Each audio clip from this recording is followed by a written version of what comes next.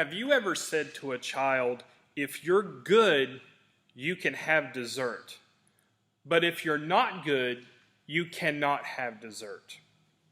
That statement kind of poses to the child a decision that has to be made. It poses two different realities. Good behavior gets dessert, bad behavior gets no dessert. There's an alternative there. There's a decision that has to be made, two contrasting and opposite things that happens. With adults, we could say something like this: if you're good and obey the law, you will not be in trouble. However, but if you do disobey the law and break the law, you might go to jail. There's an alternative there. There's a positive and there's a negative. There's a positive action that could come from certain behavior, and there's a negative action that could come from certain behaviors. There's an opposite going on there.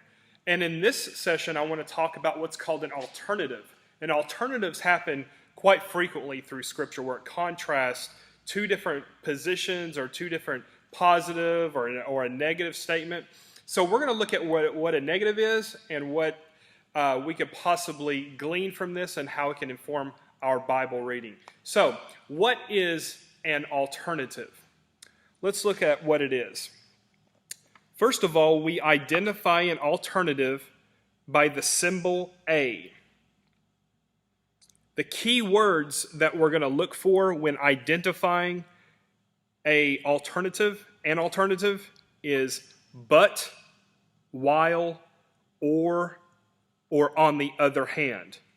The definition of an alternative is each proposition expresses an opposite possibility arising from a situation. Now, a good example of this is Matthew 24, verses 11 through 13. In this passage, we looked at it in our last session about progressions. But Jesus uses this specific passage to talk about false teachers and non-believers' actions, and he uses them and contrasts them against those who are believers and who will really be saved in the end. So let's look at this passage and kind of break down and see where the alternative is and how Jesus uses it in Scripture. So if we want to break down this passage, it says in Matthew 24, verse 11 through 13, it says this: "And many false teachers will arise and lead many astray. And because lawlessness will be increased, the love of many will grow cold. But the one who endures to the end will be saved." So we want to justify all this and look for certain key words. So it starts out with an and. So we know that there's possibly a series coming. And many false teachers will arise and lead others astray. So we're going to split that. And then we see another and because lawlessness will be increased, the love of many will grow cold. Now, here's where we find one of our key alternative words here. But. So we split it there and make that a whole new proposition.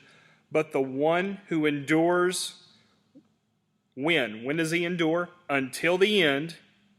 That's a statement about time, so we're going to make that a separate proposition. Will be saved. So we go to the top, and many false teachers will arise and lead many astray.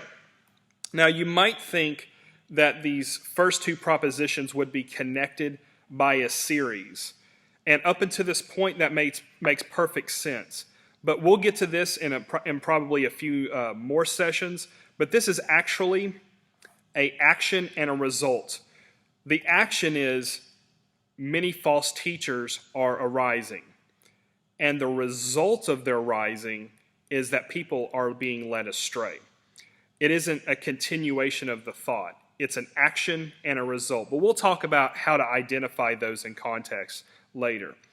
So there's an action and a result.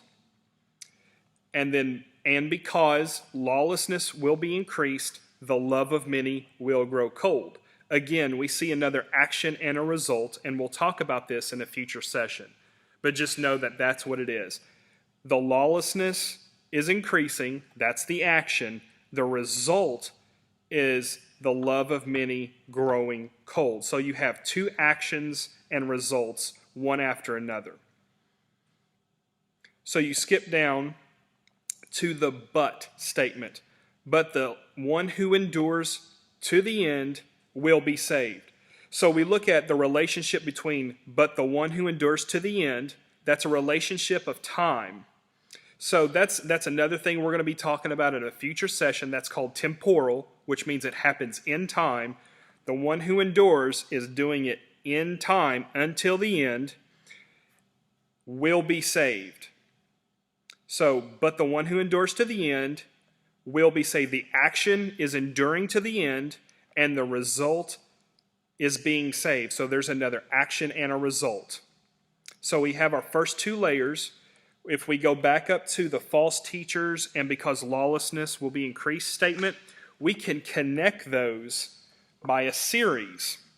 If we look at and because lawlessness will be increased, there's a key identifying and there. It's continuing the thought from the first set of propositions. So there's a series going on, a continuation of the thought.